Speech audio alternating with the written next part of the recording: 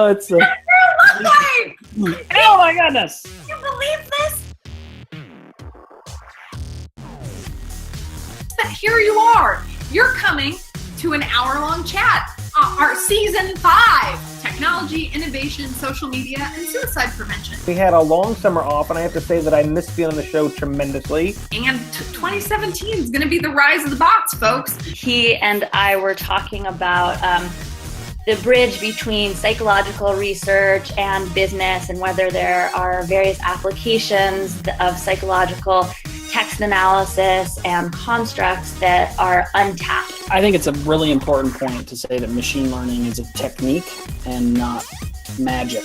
Machines need to be supplemented and complemented by a whole variety of different perspectives. A social psychologist, a data scientist, and an app developer walk into a bar.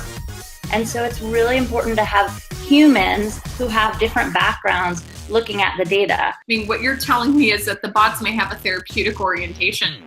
Each of the decisions that we make about what goes into the machine affects what comes out. There's a tremendous amount of thought and reasoning that goes into how I'm going to use these really cool mathematical tools that we can do with high-end computing to crunch data. A lot of the stories that are getting publicized right now are cases gone wrong. And there was a great study, Brian Mashara in Montreal did a study where people could not tell the difference when they were talking to a bot versus talking to a live person. And in fact, they were more likely to believe that a real person was actually a bot and more likely to think the bot was a real person. This is all new. In some ways, it's this Wild West idea that, computers and car driverless cars, can do these amazing things. If you try to use those specific languages to the setting, that's what throws people off. And people are like, you don't sound like a human.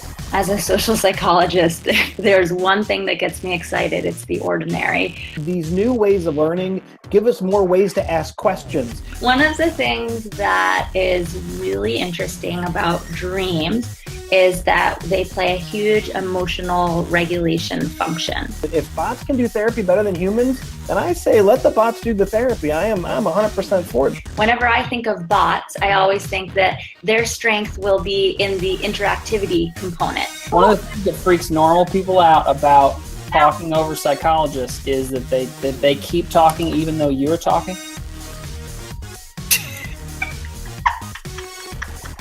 5 years, everybody, 5 years. Let me finish. Can I just finish? April. Look at the way people express happiness in dreams. It's so different from the way they express happiness in social media. I think that these are ways that we can use data to make therapists even better